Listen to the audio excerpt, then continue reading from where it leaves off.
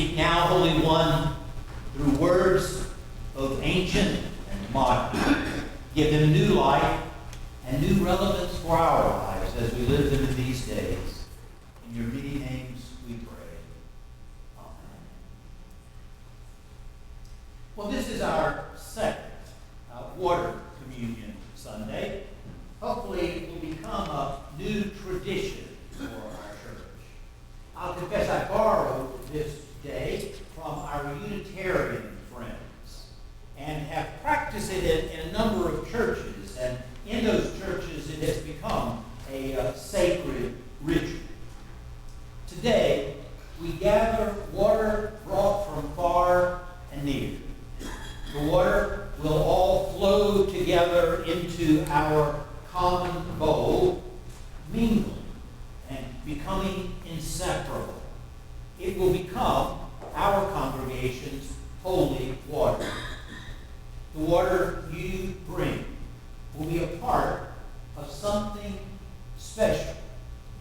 Just like you bringing yourself to this place, whether online or in person, makes this gathering something special. Now, I know it isn't a lot of water that you're bringing, but we've all seen raindrops. And though they may be small and seem relatively insignificant, these raindrops gathered have great power and great potential. That's why we made growing this church a priority, both here and online.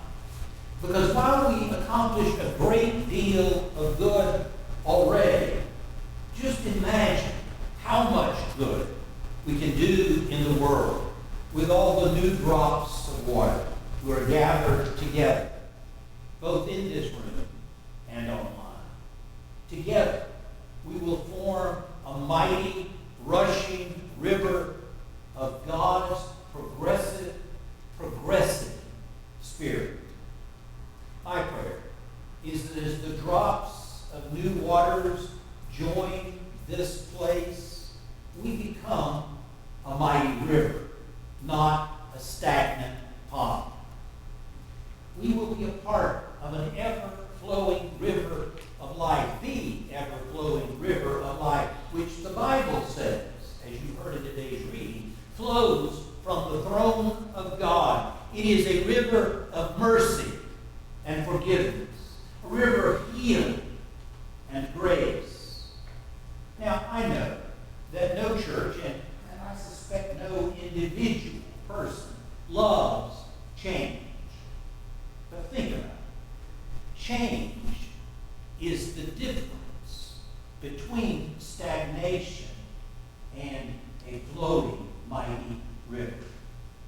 The Grand Canyon is the result of a steadily, relentlessly flowing water. It is the result of water's persistence. You know, Louis Pasteur's work has saved millions of lives, though today it seems that things like vaccines are under attack by arrogant and ill-informed politicians. But Pasteur said, "Let me tell you the secret that has led me to my goal. My strength lies solely in my tenacity." So, I say to you, don't give up and don't give in to political malfeasance that may damage the life of our children and future lives on this planet. It takes a long time for flowing water to form a canyon. But you know something? Water isn't easily discouraged. It just keeps on going. If there's something in its way, well, it bumps up against it, and then it flows over it, or it goes around it, but it does keep on going. It is water's flexibility. If it was too rigid, it wouldn't be able to flow. Water's tenacious flexibility allows it to do incredible things, sometimes incredibly beautiful things, and sometimes incredibly destructive things. Running water can be the strongest force on the planet. In our natural world, water can wear down rocks. It can dig great canyons. It can swallow whole islands. As one of my Unitarian colleagues said in regards to this Sunday, we often think that strength and flexibility are opposite sides of the same coin. But when they are united with resiliency, you can literally move the earth. Resiliency, united with strength and flexibility, creates the beauty in the world and creates new spaces for life to flourish. Flexibility, tenacity, resiliency, these are powerful characteristics of water from which we can all learn. And there is another lesson we might learn from water. You know, water can be a liquid or a solid or a gas.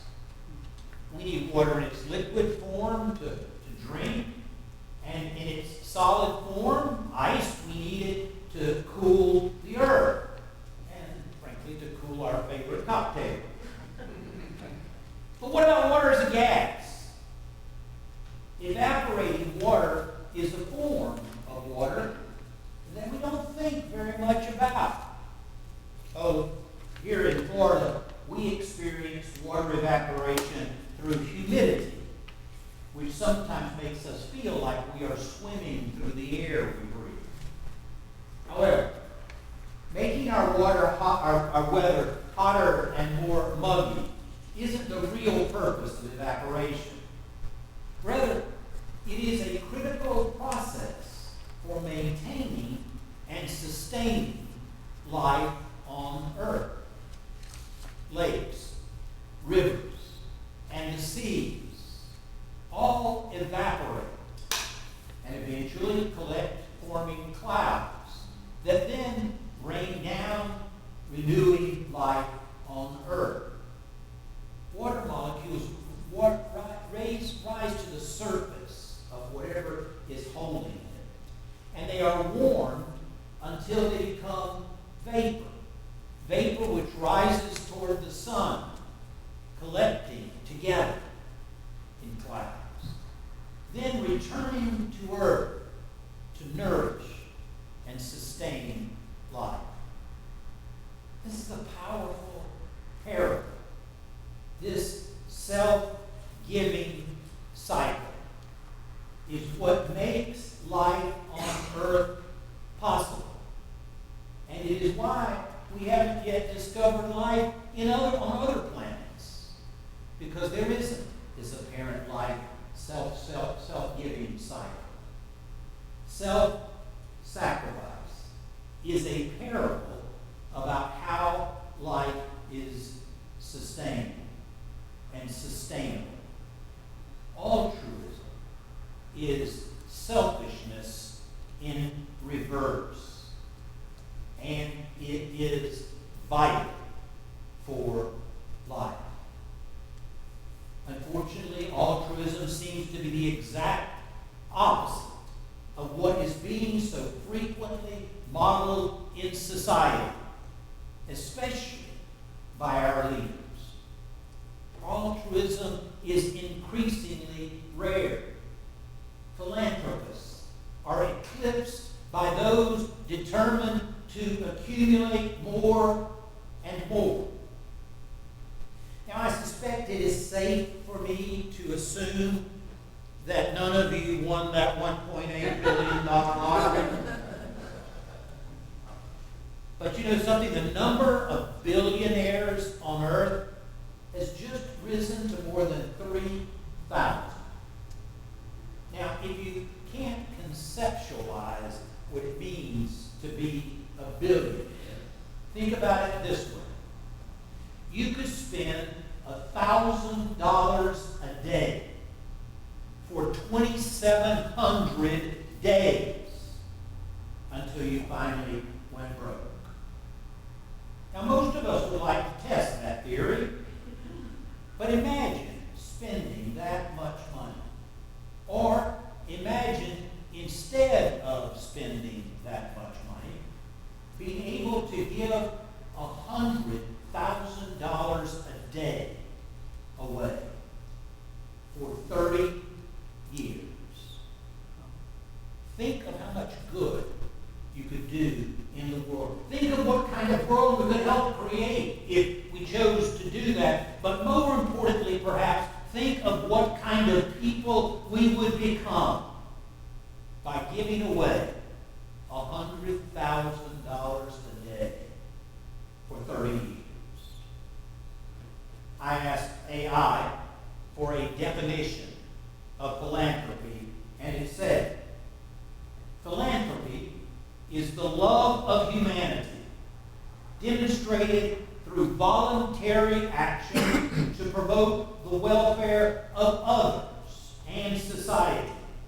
It involves giving time, talent, and treasure to support charitable causes with no requirement for vast wealth or large-scale initiatives. Modern philanthropy extends beyond traditional giving to include advocacy, community involvement, and strategic efforts focused on creating lasting, measurable impact.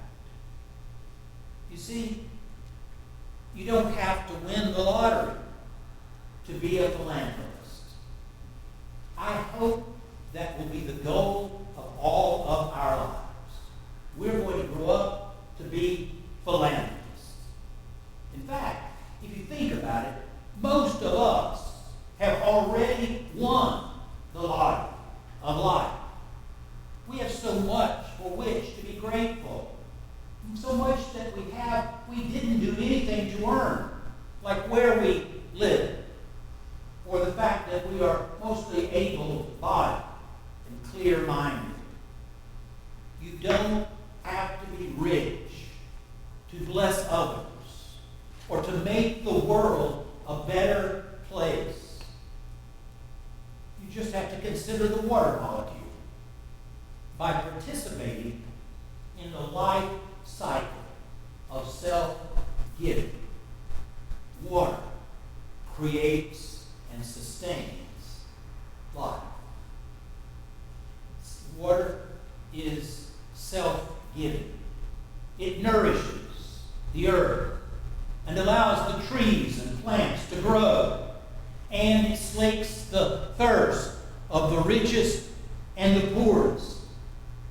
And it becomes something sacred by which we bless and sanctify babies. And it sustains the multitude of God's creatures in lakes and seas. Water does this by letting go of its liquid form and giving itself to the air and rising toward the sun and then gathering together and returning to give itself again to the earth. It is the cycle of life. But not all life, I suppose. You know, we are all blessed, I think, to know people whose lives are self-giving, extraordinarily generous. And some of those people may be the poorest people that we know, but they are willing to sacrifice and give to others. They are joyful and magnanimous. But few of us follow their joyful and magnanimous example. I think Jesus is using a bit of hyperbole in the gospel lesson this morning, but he calls us to an extreme version of self-giving, self self-sacrificing discipline. Because if just a few of us did a little of that, the world would be a different place. And you know, the reading from the book of Revelation, well, Revelation is a vision written 2,000 years ago in apocalyptic language. All of which is to say, ain't nobody understanding what it means. Nobody. So let me give you my version of it. I think that you and I, we are the river of life of which the passage speaks. You are that river. I am that river. Together we are that river. We can give life only by offering up our own lives. We are the drops of water that form the river of life as we give ourselves to the stream of the Spirit. With tenacious, philanthropic spirits, we can be the water of life flowing from God into the world and back again. Or we can just be a selfish drop of water drying up in the summer sun on a hot sidewalk.